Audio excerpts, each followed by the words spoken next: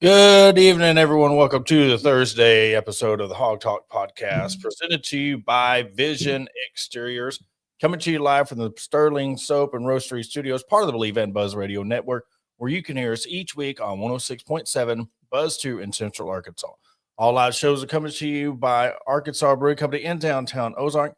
I am Porter Hayes. Alongside me, as always, is Adam Hall, and on tonight's show, we'll be talking Hunter Yurachek finds a new seat at the college football playoff chair, LSU Arkansas game, and we'll touch on Arkansas versus Samford basketball. But leading off the big news of the day, Adam, Hunter Yurachek has claimed the top spot at the college football playoff chair position. So interesting timing, and I know everybody's in a frenzy over that and the coaching search, but you made up a great point. Jeff Long was sitting at the chair and he got fired. So, hey, maybe this is, we're touching on something.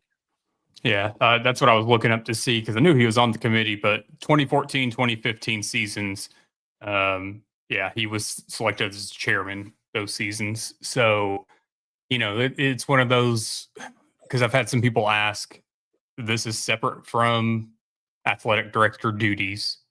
This is not another job he's taking. He's been on this committee. So it's just something for a resume builder, if you will. Stick a feather in his cap. He's going to do this to move on to greener pastures at some point in time. It's just a matter of when. It's one of those things a lot of the times when you have these athletic directors on this committee. I mean, we saw it last season when it came down to playoff time. They can say all they want that they recuse themselves from these conversations, but I don't fully believe that. But, at the same time, and people can get mad all they want. He doesn't have to worry about recusing himself from playoff talk with Arkansas. Yeah, exactly. and another thing, we've been talking about, if he is going to be relieved of his duties. I thought somebody said his contract is up this year. His contract runs through 2027. So do ADs have buyouts? Are they going to have to pay him the rest of his contract if they decide to part ways with him? It's I look at it, if you want to move on from him and you want to get this going with whoever it ends up being. Yeah. We've all thrown the name out there, Scanlon, but at the same time, I think when you're looking at an athletic director that makes $1 million and a half a season, whatever it is, it's one of those that's kind of chump change at this point when you need to make a move at your athletic director spot. That's nothing compared to the 8s to 10s to 40 millions that we're seeing across the board in coaching. Yeah, I was looking when we were on the joint show on Sunday. I was looking at the contract and stuff, and I was like, wait, it runs out 2027. So, I mean, and there is a slight chance, or there is a chance. I haven't heard anything definite about, his job even being in jeopardy. I don't know. So, I mean, it wouldn't surprise me if he's waiting on this home run hire, and we'll get into that coaching search stuff here shortly, but him being on the chair and focusing on that. I mean, I know Jeff Long did it. I know that it's been done before, but to me, in the state of the program and state of the football program, to me, it's a bad look, because if you really, unless he's checked out, unless he knows, unless there's been talks and they're like, okay, you're out, we're going to relieve you of your duties after football season or whatever at the end of the year. It's just the fact that you're asking so much money from the fans. You're asking so much from this, so much for that. Now you're in the limelight of being the chair. All the attention is on you of being the chair of this college football playoff committee. To me, it's like, in this timing, you'd be like, I need to sit this out. I need to not be the chair, just be a part of the committee or whatnot. And really focus on where you want to go with the state of the program, not necessarily just the football, but you need to be fundraising. If you're supposed to be fundraising for a stadium name. If you're supposed to be fundraising and getting all these funds, how are you doing that when you are on this committee? Because I know it ain't just an hour or 2 hours, whatnot during the week. What's going to happen when it really gets down to crunch time? I mean, these are floater weeks when they're naming these top 12 teams, top 25 teams. When it gets down to the nitty gritty of really getting the search down, how much time are they really going to be in the trenches deciding this when you need to be focusing on being the athletic director? Breaking news, if you will. Oh, wow. So if you're a betting person and you're not knowing whether to pull the trigger on Arkansas or LSU this weekend, I know how a lot of folks are when it comes to alternate uniforms or alternate helmets, but Arkansas is busting out the white helmets this weekend. Oh, wow. To go with the all whites, but they're putting the white hog on it. So kind of like right there above. Yeah. Take it for what it is. If uniforms determine the way you pick games, then I would take the home team in this one. Yeah.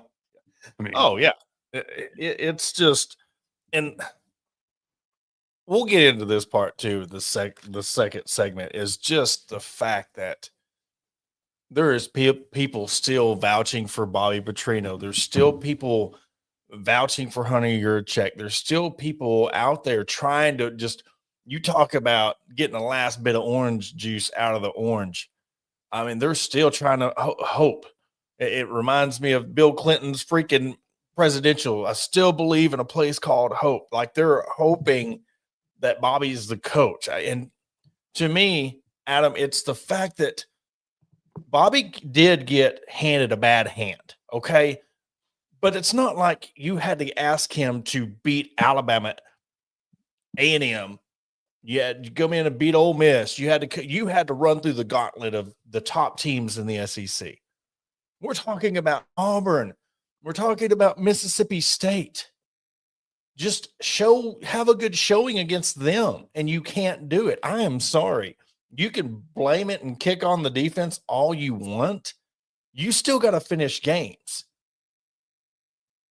And if they're not able to do that, I don't understand how they're still wanting to give the keys to this man. I don't understand. So I'm just going to throw this out there. And I sent this to you and Matt and DP. I posted it in a couple comment sections, but and this was actually more nothing to Petrino, even though I did look up his everybody wants to go to this comparison or of coaches' top 25 records against the top 25 coaches' winning percentage. And I'm sitting here and I keep seeing all these people, everybody wants to talk about with James Franklin is his winning percentage against the top 25. But when you kind of press them, that's all they want to keep talking about because there's not really anything backing it up. And so I just posted, I'm trying to find it here. Petrino's in comparison.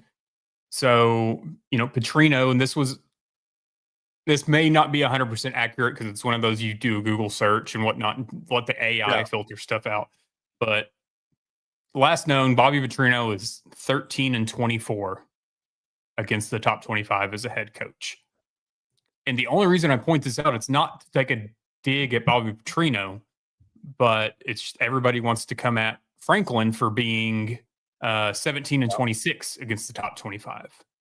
So we took it a step further today. And I sent y'all, these are the only active head coaches that have winning percentages above 500 against the top 25. And it reads as the following. Should have been a little more organized, but So Alabama's coach, when this was prior to the 2025 season. So before this season, Kalen DeBoer, 15-3, 83% winning percentage against the top 25. Fran Brown, Syracuse, 3-1, 75%. Ryan Day, 24-9, 73%. Kirby Smart, 37-15, which is 71%. Dan Lanning, 10-6, which is 63%. Dabo Swinney, 40-27, which is right at 60%. And Lincoln Riley, 18-15, which is at 55%. So you have 7 active head coaches in college football Power 4 conferences that have winning records against the top 25. But we're using this as a measuring stick against James Franklin. And again, I'm not saying James Franklin is coming here 100%. I'm not saying right now who I want, who I think it's going to be, blah, blah, blah. But there's just been so much talk against James Franklin, and a lot of folks have to go against him is that top 25. They don't give you any other statistics. Yeah. So point blank period, there's only 7 active head coaches that have winning records. I don't think people understand how difficult it is to have a winning record against top 25 programs. Yeah, and especially in the SEC. And especially when that's all you play. I mean, you're going 4, 14, 8, 25. You know, you're going through these gauntlets, and it's going to get even worse. And you know, to me, it's the whole thing with Franklin is, I think it all depends on my deception of where I want him to take the program. Do I think that he could come in and win 7, 8, 9 games at Arkansas? Yeah. Is that enough? And if it is, how long will that last? Where do we want? Do we want him to come in and hope that he can get this to 7, 8 wins?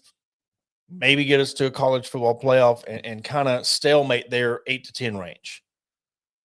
My fear is if he goes there and then he dips, he has a 4 or 5 win season. Is the tide automatically going to turn on him? Or if that's his pinnacle, he has one good year and then we slip down. We've seen that so many times. And I did the comparison with him and Brett Bielema, Big Ten coach coming into the SEC. Yes, I know he's been in the SEC before. And I've already stated my case about the whole Vandy. But also, I think I've been too hard on what I want from the next coach. And honestly, if you can take a swing and get him to come to Arkansas, he's got a chip on his shoulder by how he thinks he was, I wouldn't say thinks, how he was let go at Penn State. And in my opinion, it was premature. So he wants to win again. And he has that edge. People, and I'm going to say this right now, I have said it for 2 months now. Stop mentioning Dabo Swinney. You do not want that basket case to come to Arkansas. You don't want that. You imagine hunting your check at Dabo? That's your 1-2 punch, and you think that's going to get you NIL? That's going to get you transfer portal? That's going to get you to the college football playoff? That's not going to happen. Another angle on that. What if? Is it you that's plugging the Dabo Swinney to Arkansas talk? I have never. You can get them out of Clemson. Are you paying people to pump that up? No. Conspiracy theory. Absolutely not. You know, and the thing too with Coach Petrino, and again, people, like, I'm not against him as a coach. I just want the new regime change. I'm tired of, running it back with former coaches in various positions. But with Coach Petrino, and somebody brought up a valid point in Hog HQ in the comments. There's people that are pumping up Coach Petrino to be the next head coach at Arkansas. And there's several that are, clamoring on it's him or nobody in a lot of people's eyes. What other schools are chomping at the bit to get him there as their head coach? Yeah. And I've said that, if he didn't end up as head coach, that I could see him on another SEC sideline as an offensive coordinator. But what other schools are calling up Arkansas trying to get interviews for him to be? I mean, his name's not coming up in any coaching search that I've seen. So, like, I just don't understand where, like, people, it's you personally want him. Other schools don't want him as the head coach. It's the nostalgia of what happen. Even the morning show, was like he's not an SEC coach, but remind me to circle back on that take in our next segment, because I have something to bring up about that, but I don't want to go down the rabbit hole yet. He was a get by coach. If this thing goes through with Pittman, he's going to get us by until we find out who the next coach is. And Hunter Yurachek had it in place. He had a good backup plan. Because it could be worse. I know them losing, but you still have somebody that's familiar with Taylen Green, and your offense is rolling. So you had a good offensive coordinator help ride the ship, because I don't think it mattered who you brought in at this point to coach this team. That defense was horrible. So you're probably still in the same situation. But I don't think, even if you give him a defense and because of how the offense just shut down at times, and you have a quarterback.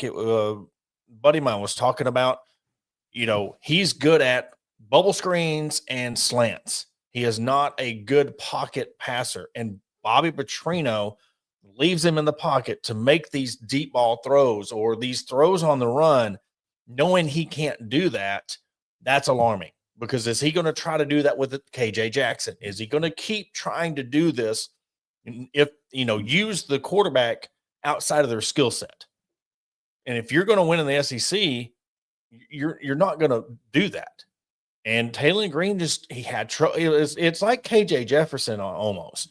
He had his things where he was really good, but he could just never work on reading a whole field or a whole defense. This RPO it's either hand the ball off or get the ball out as quick as possible. That's what he's good at. That's it. You make him think or read defense or play both sides of the field, he has not shown where he can take a game over. That's alarming. And everybody talked about coming in, man, year two. And everybody who was on that fence, 9 wins, they're going to do this. Taylen Green's a dark horse for the Heisman. It's so easy, and it just pisses me off to watch them sit there and jump on and pile on, knowing damn good and well in August you were the ones clapping him on and saying that they were going to do all this, and then you want to get on the fans for, well, I can't believe you'd say that. Y'all were saying it in Sunshine Pumping in August. Now, here we are, and now you want to pile on. It's not how it goes. No. And, again, I'll go back to the whole 9-win thing. No, you're not. It's not going to happen. I do, you bringing up the RPOs and the this and that, I do wonder, and people watching, listening, you take, and you bringing up KJ Jefferson is kind of what made this click in my head. So this is just what ifs. Take Taylen Green. Would he be better in Kendall Briles' offense than KJ Jefferson? Because you don't have to think. Here's the thing. I see them, and it's weird how you can. They are like this. Your running back duo with like Felix Jones and Darren McFadden. They're two different quarterbacks because of their size. They could do the same thing, but KJ Jefferson was going to try to run you over. And Taylen Green's going to try to run around you. But in this, but how long? And this is where this RPO, if that's all you're relying on, and that the defense just box you in, because RPO 3-4 seconds, maybe you can get a 10, 15-yard slant, maybe an out route in the timing that you have to throw. When you really have to adjust and you're playing against an SEC defense, how far is that going to get you? You got to be able to still throw the ball downfield. You still got to be able to run the ball. And that's where they're different. So I don't know, because you can honestly say they're the same, but they're different style of quarterback. I can't really say that one would be better than the other. It just, made me wonder if, how Taylen Green would be. Because I will say, like you said, there are some things that Taylen does great that a lot of us don't think that KJ Jefferson could have done. At the flip side, I think there's things that KJ Jefferson did that I don't think Taylen can do. Yeah. So, it's one of those, but I'm truly at a loss right now with where the program will go, because, and we'll get into this in the second segment, like we talked about before the show, there's so many different tidbits out there, rumors, little this, that, and the other. We hear this one name, and then no, that's not happening. We hear this other name, no, that's not happening. It's somebody we hadn't heard of yet. I mean, there's just so much. There's so many smoke screens that are being thrown out there right now, and like a lot of us have said, it's never the first name. Well, Yeah. are we going back to the first name being Rhett Lashley? Or are we going back to like Franklin's really been the first? Yeah. I would, yeah. You know, I think that you would have now, whether this breaks the curse or not, or breaks the mold. Yeah, I think the first one was Franklin, and then you kind of divert it. It was Lashley and Franklin, but when it comes down to, there's so many outlets, there's so many people, and I have different takes on it, but I think a lot of these people are getting a bad rap because there's so much going around. Yes, you know what? You have your 80-20, where 20% of these people absolutely are just trolling. They don't know what the hell they're talking about. But you have the legitimate ones, and they're trying to do their damn job. Let them do their job. If they're getting intel and they're saying what they're hearing, let them. But you have the perch up there on the hill looking down on the riders and mocking them. And it's causing friction because you had a segment on the radio today. What are you hearing? And you're mocking all these riders and all these people. And what are you hearing? And, to me, you're mocking the riders, and you're mocking all these people with sources, and you're mocking all these people. You're making yourself seem like you think you're better than anybody else, and you're not. Sorry, I almost dropped an F-bomb. Very close to it. But what is different from you beating down on these riders for sources in this sorry, I get very, very heated about this. When you're clamoring over, marveling over the coaching job that Sam Pittman's doing, and you're clapping at your mic saying Arkansas is going to win 9 games. What the hell is the difference when you saying that, and now you want to sit here and make an hour of your show mocking and saying, what did you hear? That's bullshit. Because I get tired, and I don't care how many people start saying shit on us. I'm tired of you thinking you're better than everybody else, and I'm going to start calling it out. We have nothing to lose on this show. And I don't care if you're the writers and you're stealing shit, we're going to start calling it out, because I'm seeing people pump out 10, 13, 14 articles a day with all of it in quotes. And then when you get called out, you want to throw an emoji on your tweet, and then you want to say, oh, I was kidding. That stops. Because you're supposed to, I'm going back to the radio. So you're supposed to be the number one outlet, and you want to sit there and mock people for an hour. And then you want to sit there and boast and say, well, where did we say Arkansas was going to be good? You on your own airwaves said 9 wins. You on your airwaves said people are marveling at Sam Pittman's job. So now you want to sit here and talk at these beat writers, Trey Biddies, Hog Sports, Best of Arkansas Sports. There's nobody that knows what the hell's going on. And even if they do, like we talked about, it's probably a sitting head coach.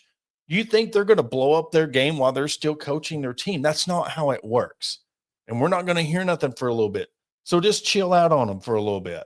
Let people do their jobs. That is what they're paid to do, is write. And if that's what they have to write, and they got to find something to write about, but do not make your show mocking and looking down at the little people. I'm tired of it. Kind of reminds me of White House press conferences, but we don't get into politics here. It's one of those things that it's for, you're getting paid by the university to be their mouthpiece. So let's belittle, let's try to dispel rumors, let's cause smoke screens, let's this, let's that. You've clearly been bought and paid for. We can all see it. Congratulations. At the same time, stuff like this, these are things that, I see clips on TikTok, or I see clips on Twitter. Because to be frank, I don't listen to that particular show. Yeah. And so I just wait to see what clips are posted out, or what you tell me, or what somebody else tells me, because there's usually out of the 5-day work week, I would say about 3 days of the week, I've got somebody telling me something that's been said on this show. More likely it's me. Well, and so I just sit here and I'm like, Yeah. all this stuff, I'm definitely not going to forget. You're not going to forget. A lot of these fans aren't going to forget. So let's fast forward a year, 2 years. These two still have their own show, if that's the case.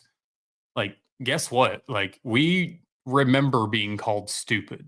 Mm-hmm. We remember all the little, digs at other writers, all the other digs at other shows, the holier than thou moments that these two think that they have on their show. Like, Yeah. we're not like you're setting yourself up to cross a line that you're not really going to be able to come back from in the eyes of the fans. Yeah, and they even make fun and mock at people on their own network. I mean, they have clearly they're on a network, but they clearly separated themselves. And don't get me started on the cackling Yahoo that's their little henchman. I mean, it's nothing like you want to come out and say these things and then you want to stand by it. And then you got the little troll off to the side laughing at every little joke. Like he's the worst one.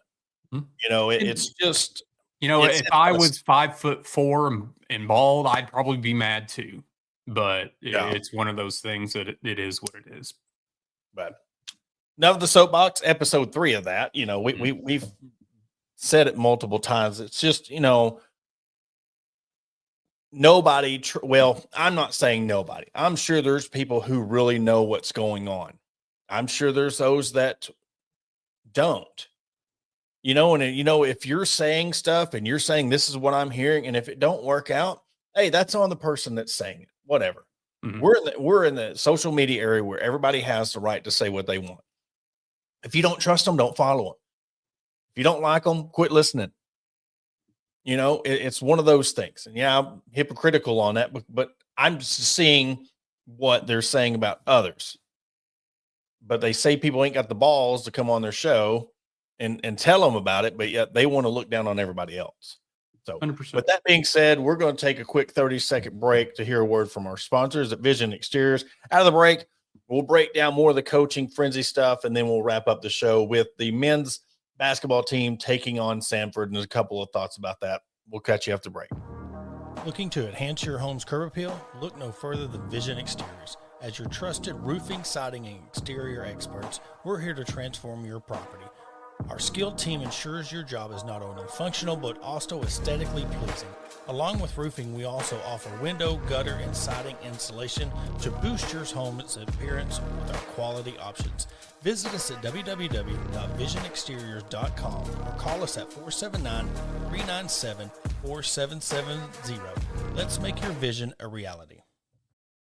And welcome back to the Hog Talk podcast. And we'll go into that media stuff because with that, the coaching firing happening so soon, and if you're looking for a new coach, I really feel for the people like at Hog Sports and Best of Arkansas Sports and Hog Beat, Arkansas Democrat, because all the writers that have to now feel it's like summer in the winter, like when you're trying to find content and you're trying to find these things because you're trying to get people the news as quick as possible and everybody every day. That's the one thing that they're wanting to know. Have you heard anything else about the coach? And I know it's their job, but it's still like there's only so many names you could throw out there. There's only so many names that are out there, but I'm, the Dabo thing, when you're talking about it, and I was laughing because you're like, are you behind? I was like, it's the fact that I know what would happen. There is absolutely no way that would work. The Gruden stuff, it's the same thing. It's like, it's the hot toy. It's the hot item. So they want to grab that off the shelf because that's the cool thing. But you get it home and the batteries don't work. It's all these things that we know instead of these flashy hires, the Bobby Petrino and you got Sam Pittman, the guy who wanted to be in Arkansas. It's time to get down to business. It's time to get a real winner who wants to come in and change this program.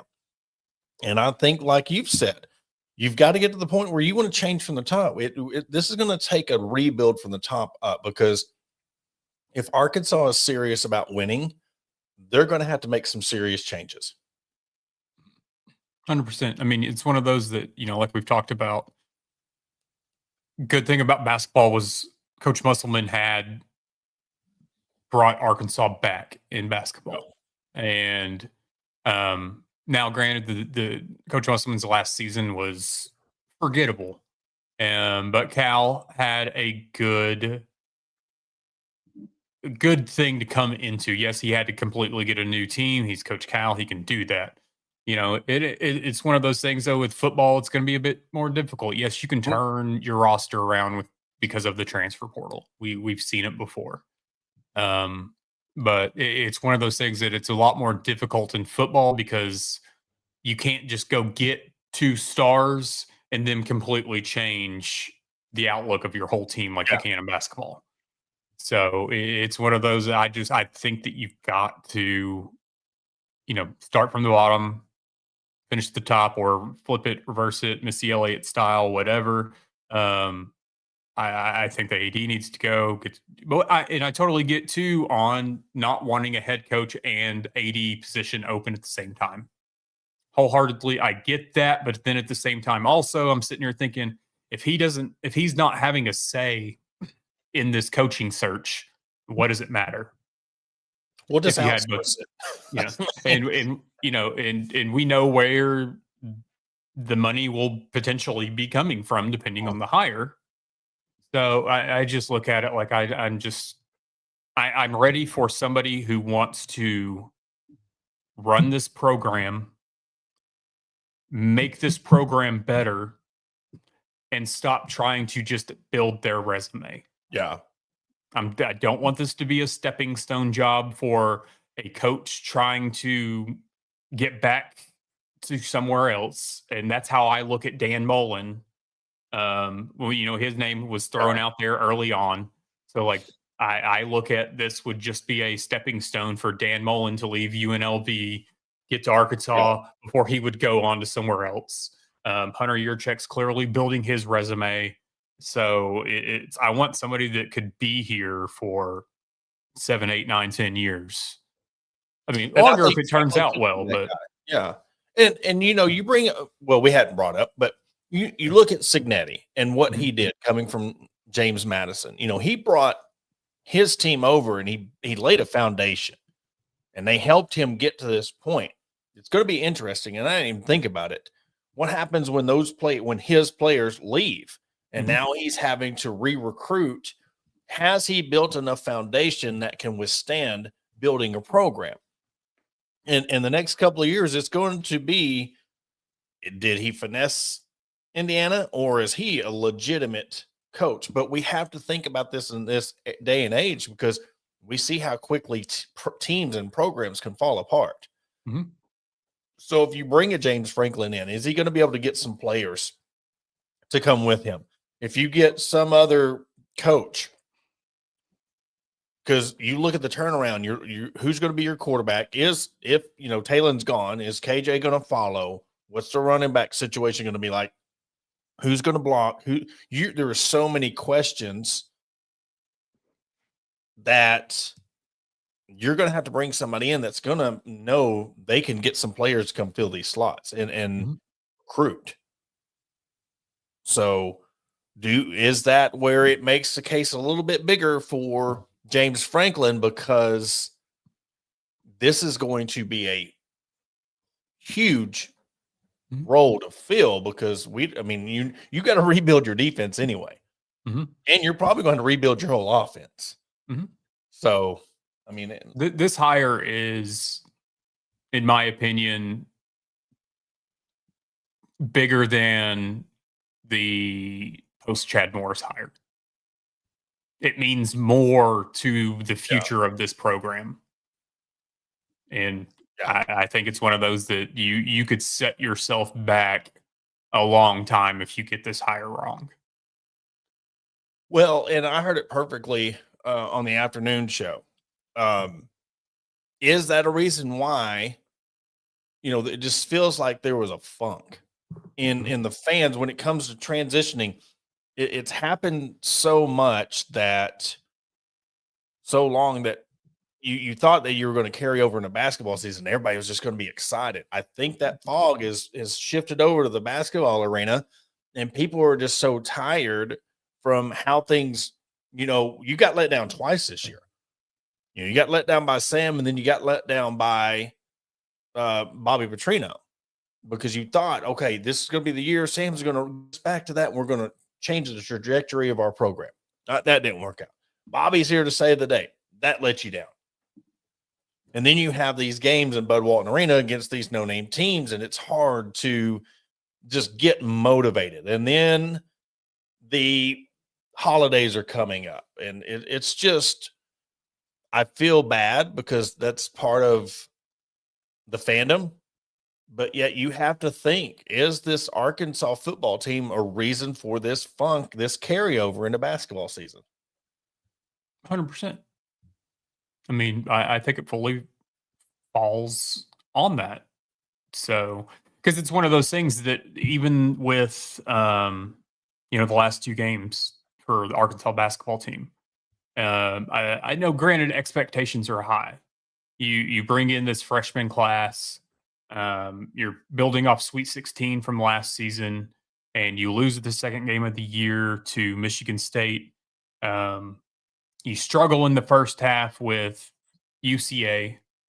You're only up 9 at halftime, and then you beat the brakes off of them in the second half.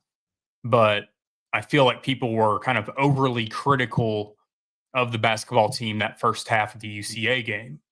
But I think a lot of this, the thoughts, the criticism, the nitpicking, if you will, of the basketball team, a lot of that comes from just hurt feelings from football season. Mm-hmm. And I'm going to take it out on somewhere, so it's going to be the basketball players because that's what's going on right now. Or they're just checked out in general, and they're maybe not watching, or they haven't found an alternative to YouTube TV, so they didn't even watch those games because it was on SEC Network Plus. Yeah, I don't know. I mean, and if you're in any of those boats as a fan, you have they're all valid reasons. You have every right to think the way that you think right now when it comes to Arkansas sports. Don't let us or any other radio show tell you otherwise. Yeah. How you feel is completely valid. So it's one of those that, whatever the reason may be, at the end of the day, we all still want what's best for the University of Arkansas. And we just all have different ideas of how that needs to be achieved. So it's one of those that, like, we're going to get into the arguments. We're going to have the back and forths. At the same time, like, just take a second before you start being a keyboard warrior. Yeah. Think about what you're putting out there. Because it's not worth it at the end of the day. Because guess what? You're probably going to get more worked up than the person that you're sending a message to. Yeah. So. Well, and a lot of this, man, this is for some, 15 years of torment. Mm-hmm. I know you've had glimpses that you're, in your basketball with Muss and Cal, but if you want to go solely on, look at the stuff with the baseball program and the football program, you're going back 15, 20 years on this. So there is a lot of pain there. There's a lot of letdown, and it's just, to a lot of people, they're numb at this point and they don't know any better.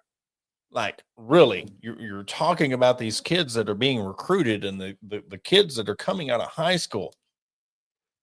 They don't know Arkansas football as being good. Mm-hmm. Yes, you've had a couple of years, but I'm talking about being a good program. All they know is letdowns, and hey, we might get them next year, and we run into we catch lightning in a bottle and have a good 8-9 win season. But for the most part, all they know is bad. So you can't be surprised if we're wondering why that we can't get the in-state recruits. It's a 50-50 deal. Half the part of it is we're just not going after them and really pursuing them. And half of it, some of these kids it's not there. We talk about nostalgia, but there's no good nostalgia for these kids to look at. There's so much talk about where these trophies are. Like Baz was talking about the trophies, and you go into the basketball arena and you hear the 1994 call. There is no recency bias of, other than the basketball players that are now in the NBA. There is nothing with the football program to look forward to. So you got to get somebody to come in that wants to bulldoze this program, has the cojones to take the job on. And again, I've said in the past, but now really thinking about it, if it's not Franklin, I don't know what name you can get that's ready for the job. And I think that's a lot. No, that's almost something to be scared about in a sense, because of not knowing. But at the same time, I mean, it's one of those, you're wanting some. And when I say you're, I don't mean you, I don't mean me, whatever. Yeah. You as a fan that wants James Franklin here or somebody to that caliber, whatever. I mean, you're wanting to swing for the fences. And how are you going to feel if we settle once again? Yeah. I don't think you can settle in this, because you're looking at the job at hand. Unless you find a mediocre coach and some killer recruiter coordinators, and in 2 years you can get some players in here, maybe. But now, when I say settling, is you're just getting whoever you can to come here. There's no expectations of that coach. There's going to be some people that are saying settling would get you back to the 7-8 win mark. If you could get this thing, this is where you really need to. You're at the gambling table and you're on a heater. You bring a guy in and you know the expectations. Say you can't swing for the fences and you can't get a person like Lanning. You can't get that Cignetti or that Lanning, or you can't get that Franklin.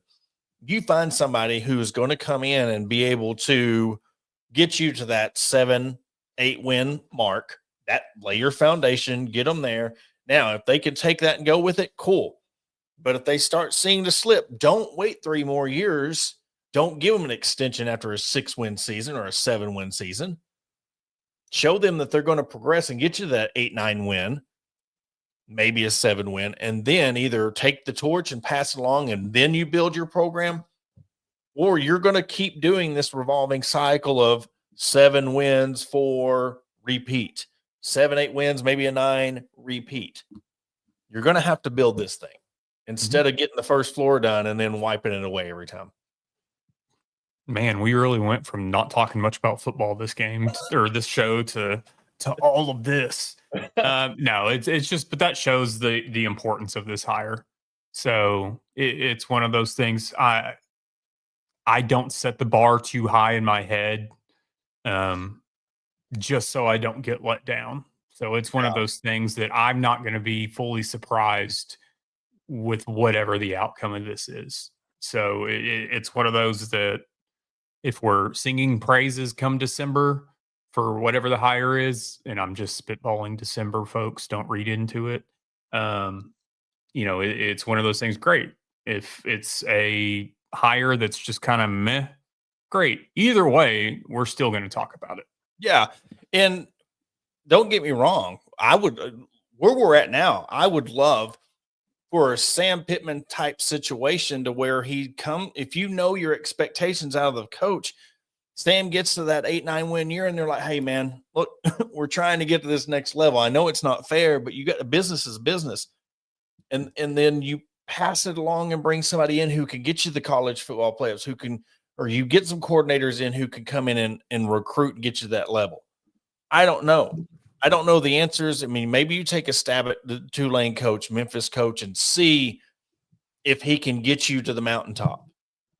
But for me, I just want to get back to out of the basement. I want to get back to that level where, all right, where do we go from here instead of staying in the basement? So I'm not at that level where I don't have the expectations where I think Franklin should automatically come in if he is the coach in 3-4 years. We're fighting for a college football playoff. If that happens, that is a bonus. Mm-hmm.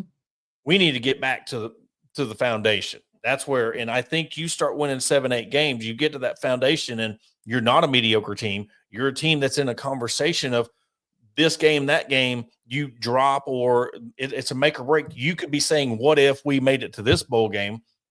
You're saying, man, if we would have won this game or these 2 games, we could be in the college football playoff. Mm-hmm. That's okay for me right now. It's the little things. Yeah. Always. Yeah. So. Adam, you got anything else? No. Who's the game tonight? Patriots Jets. Yes. How about it, folks? I need another good week. I'm starting to. I think I gave y'all head start, and we'll see if I can get out of the. I'm Arkansas of this group. I'm in the last place, so we'll see if I have another good week. But also, yes, Arkansas, Samford. Let's see. That is 7 p.m. 7 p.m. So Bud they're Walton playing Bud Walton Arena. They got a couple of guys on their team. They like to shoot a lot of threes. Jaden Booth, he's already shot 37 threes, shooting 48%. He's averaging 27 a game. Dylan Faulkner is averaging 14, and Keaton Norris is averaging 14.3. So right quick before we go, I am seeing NBA in college. I'm seeing a lot of threes being shot. And you look at the UCA game, 14 for 41, or not 4 for 41. This is that is where I'm interested in seeing how you're talking about the change of college football. I am interested to see how this new style, if that's all you're seeing is shooting threes, if that starts affecting the college teams. Mm-hmm. It's got to. So this is you bringing this up. I forget what. So this is between 2024 and 2004. I'm going to share this right quick. This is the NBA shot chart between or in 2024. Is that right? Yeah. Here, let me share this. This is how it has changed. Yeah. So on the left, all over the place. On the right, I mean, you've taken your mid-range game out. Yeah. So, that's where we're at now. And I'm not going to completely blame the Steph Currys of the world, but there's a lot of imitation there. So, yeah, I mean, he started it, but I mean, you look at everything now, and you look at all, the inside stuff. I mean, there's so many people just driving a lane to try to get to the free throw line, and and they're making it to where now, even after the shot, if you touch them in any type of way, it's like the shooter has become the quarterback. You can't even touch them after the fact, or it's a foul. Who was it? You're talking about Steph Curry. Picked up his first flagrant foul of his career. The guy jumped, leaned in, and then landed on his foot, and they called it for a flagrant foul. So, it's. I mean, it's one of those things, and I've said this before because there's a lot of hate on today's NBA and whatnot and the players, but all these players are doing is amplifying what Jordan, what Barkley, what all these players did and talking up the refs. The refs are the ones that are allowing all of this to happen. Exactly. That are allowing the players to be the crybabies on the court and to get their way. And we have more cameras, more microphones, more this, more that. So it's glaring. But at the same time, like, I blame the referees and I blame the powers that be within the NBA more than I blame the players for this. Exactly. And it's just like the NFL changing the rules to complement quarterbacks in the offense. So it's one of those that they've created a monster, kind of like NIL in college sports, and they don't know how to rein it in. Yeah, it's used to, like, high school ball, it was somebody trying to take a charge and they would flop or they would immediately look for the charge. I mean, anytime you see a quarterback go down on any play now, automatically head up looking at the ref. Or if, just because now it's just because somebody drives to the basket and they yell, "Hey!" It's like they're using that voice to make it seem like they got hit, and they're automatic. I mean, it's crazy, but Flops, he had a big hand in that. Yeah, well, what can you do? All right, well, that will do it for this episode of the Hog Talk podcast presented to you by Vision Exteriors. Look, pray for the ones that don't have YouTube TV and they're trying to find their way. find out another, your FUBO, see how many more emails I can pull out. But for Adam Hall, I'm Porter Hayes. I want to thank everybody for tuning in, and we'll catch you on Sunday.